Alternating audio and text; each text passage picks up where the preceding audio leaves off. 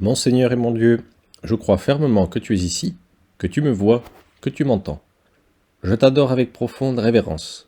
Je te demande le pardon de mes péchés et la grâce de faire avec profit ce moment de prière. Ma Mère Immaculée, Saint Joseph, mon Père et Seigneur, mon ange gardien, intercédez pour moi.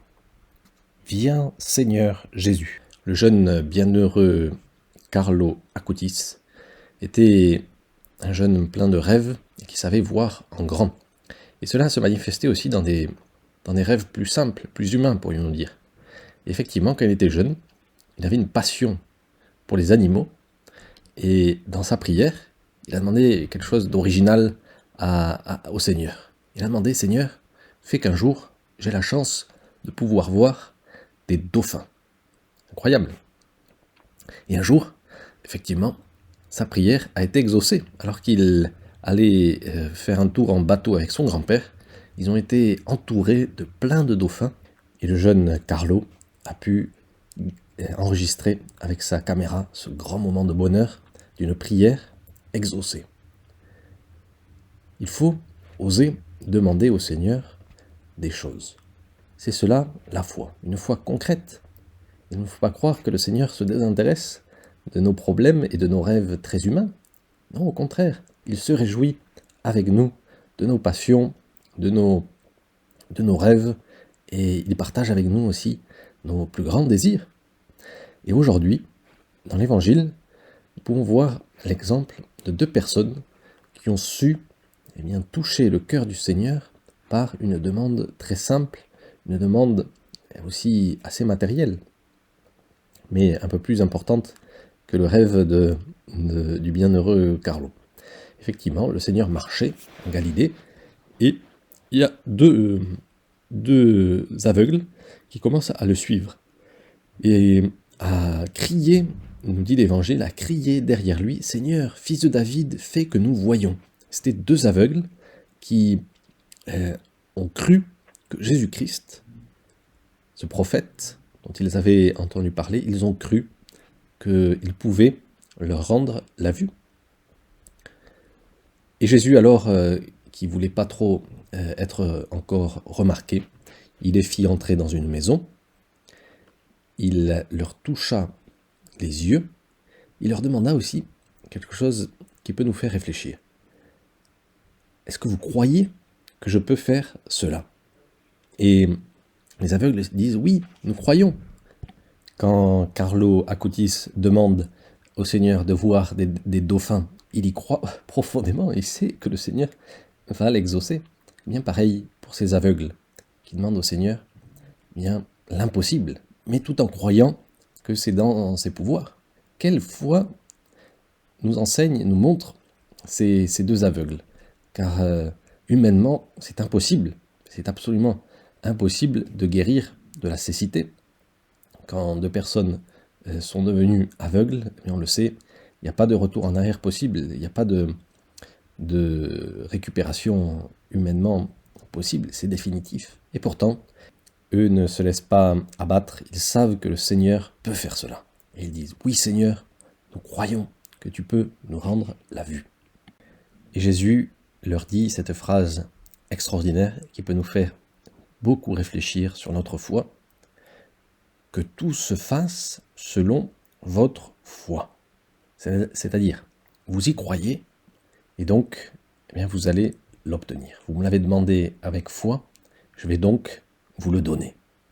Pour obtenir de grandes grâces, et parfois même des miracles, la première étape, l'indispensable première étape, c'est tout simplement de demander au Seigneur, avec décision, avec la ferme conviction que c'est dans ton pouvoir, Seigneur.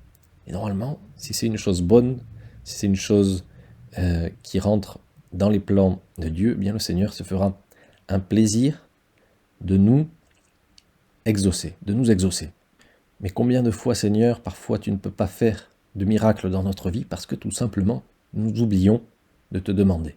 Nous te demandons avec très peu de foi et de conviction en ce que tu peux exaucer ce que nous te demandons humblement, mais avec grande foi, comme ces deux aveugles. Et alors pense un petit peu à ce qui s'est passé ensuite dans cet évangile. Le Seigneur touche donc les yeux de ces aveugles, les aveugles recouvrent la vue, et qu'est-ce qu'ils voient?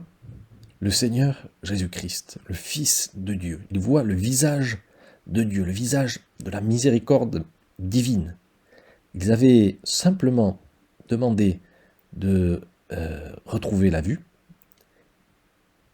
et le miracle qu'ils obtiennent, c'est encore plus grand. Ils obtiennent de pouvoir contempler la face de Dieu. Quelle joie ont eu ces deux aveugles de non seulement voir de nouveau, de distinguer les visages, de distinguer les paysages, de voir cette maison dans laquelle ils étaient, mais surtout, quelle joie ils ont dû ressentir en contemplant ton visage, mon Dieu, et en voyant ce que les sages et les grands et les puissants n'ont pas pu voir, mais que les tout petits et que ces deux aveugles ont pu contempler. On raconte qu'un jour, Sainte Catherine de Sienne a entendu dans son cœur cette phrase de Jésus-Christ qui lui disait « Fais-toi capacité, je me ferai torrent ». Et c'est exactement ce qu'ont fait ces deux aveugles. Ils ont élargi leur cœur, leur capacité à croire que ils n'allaient pas être aveugles toute leur vie. Ils ont cru que Jésus pouvait faire cela, où ils ont creusé un lit très grand pour accueillir une grande rivière. Et ils ont bien fait de creuser bien profond et bien large pour accueillir plutôt le torrent de grâce que le Seigneur leur proposait, que le torrent de grâce que le Seigneur veut déverser en eux pour qu'ils soient tout simplement heureux, pour qu'ils soient contents de pouvoir voir avec ses yeux physiques le Seigneur, le roi de l'univers, les yeux dans les yeux. Fais-toi capacité, je me ferai torrent.